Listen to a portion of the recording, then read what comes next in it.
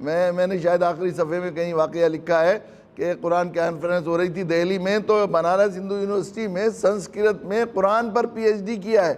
شاید ان کا نام ڈاکٹر ممتاز تھا یا ڈاکٹر کیا نام تھا، انہوں نے وہ تشریف لائے تھے، تو وہ اپنی زندگی کے تجربات عجیب و غریب قرآن کے عجائبات اور قرآن کے غرائب واقعات کو بیان کر رہے تھے۔ انہوں نے ایک واقعہ بیان کیا کہ میں سوچتا تھا قرآن مجید جب میں پڑھتا تھا تو اس میں حضرت یونس علیہ السلام کے قصے میں یہ لکھا ہے وَأَنبَتْنَا عَلَيْهِ شَجَرَةً مِّن يَقْطِينٍ، کہ ہم نے جب وہ مچھلی کے پیڑ سے نکال دیے گئے، وہاں مچھلی نے اگل دیا ان کو، تو وہاں جہاں وہ پڑے ہوئے تھے سمندر میں، اتنے دن مچھلی میں رہے تھے تو بالکل کھال بھی ہو گئی تھی ان کی، نرم ہو گئی تھی، اور ایسا حال ہو گیا تھا جو ہے ایک زمانے تک مچھلی کے پیٹ میں رہے، تو ہم نے اس کے اوپر ایک کدو کی بیل جو ہے وہاں پر اگا دی۔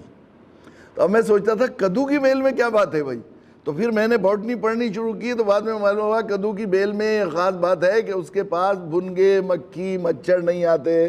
اللہ کی حکمت، اللہ کی کرم کی بات کہ اپنے نبی کے لیے اللہ تعالیٰ نے حفاظت کا انتظام کیا، تو مجھے اچھا لگا ہے۔ لیکن ایک دن عجیب ایک اتفاق پیش آیا کہ ہمارے یہاں کچھ رشتے والے مہمان آئے ہوئے تھے، سخت کوہرا ہوا تھا 1 ہفتے سے 15 دن سے، بالکل زندگی تھمی ہوئی تھی، سردی میں لوگ سسڑ رہے تھے، اچانک دھوپ نکل گئی ایک دن،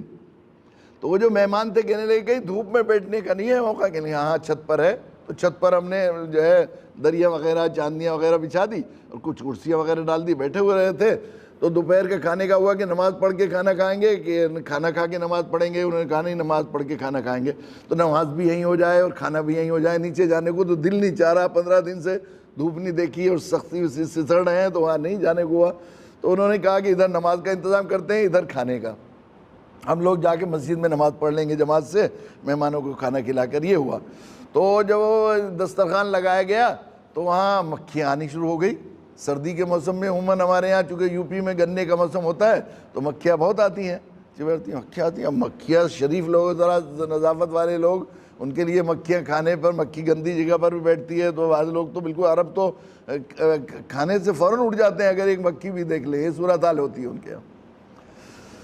تو میں کیا کروں، اب میں نے پنکھا منگوایا وہاں سے، بچوں سے پنکھا، سردی میں پنکھے سے اسے اڑاتے رہے، کہ اب اڑاتے رہے تو ان مہمانوں کے سامنے کیسے اڑائیں گے، ہوا سردی میں تو سسڑ رہے ہیں، ہوا تو بہت بری لگے گی۔ تو میرے ذہن میں یہ بات آیا کہ چونکہ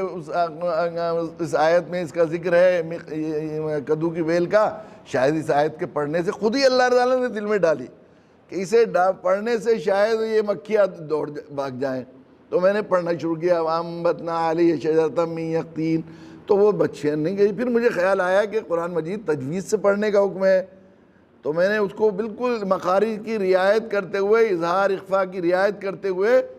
وَأَنبَتْنَا عَلَيْهِ شَجَرَةً مِّن يَقْطِينٍ اس طرح پڑھنا شروع کیا، یعنی مکھیاں بھاگ گئی پورے چھت پہ سے،